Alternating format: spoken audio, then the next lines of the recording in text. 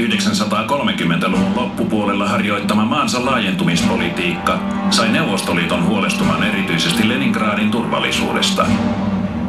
Neuvostoliiton saatua Baltian mailta tukikohtia sai myös Suomi kutsun saapua neuvotteluihin Moskovaan. Suomi ei suostunut Neuvostoliiton aluevaatimuksiin.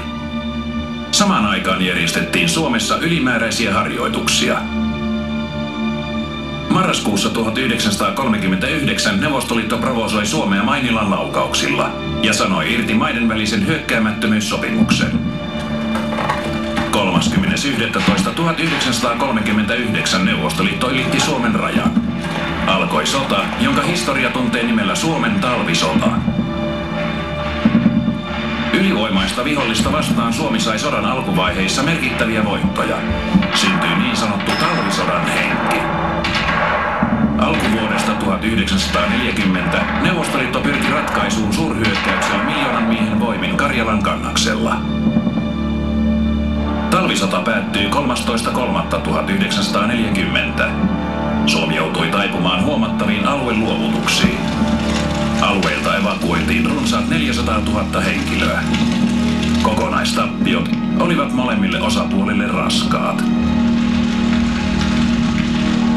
Eräs talvisodan merkittävimmistä taisteluista käytiin täällä. Mikäli neuvostojoukot olisivat onnistuneet tavoitteissaan katkaista Suomi, olisi ehkä koko Euroopan kartta piirretty sodan päätyttyä eri tavalla. 1939 marraskuun viimeisen päivän aamuna neuvostoliittolainen 163. divisioona ylitti rajan Suomussalmella, tavoitteinaan Suomussalmen kirkonkylä ja sieltä etelään ja länteen johtavat tiet aina Ouluun asti. Joukkoja vastassa oli vain kourallinen suomalaisia. Neuvostodivisioona etenikin Suomussalmen kirkonkylälle asti.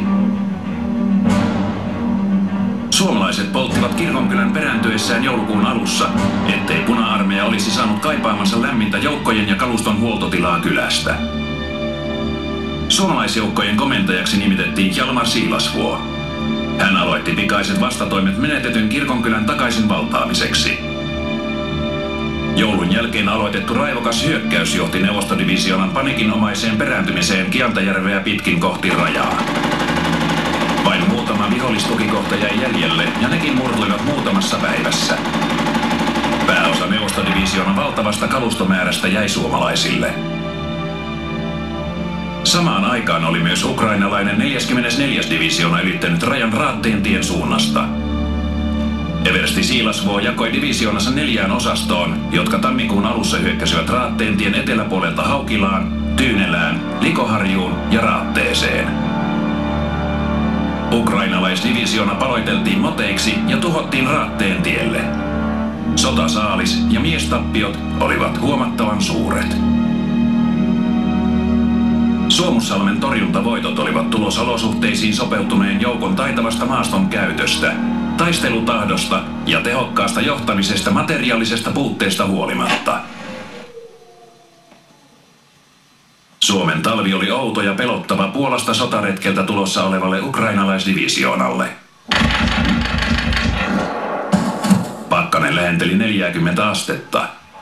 Puna-armeijan taistelutahto oli murtumassa.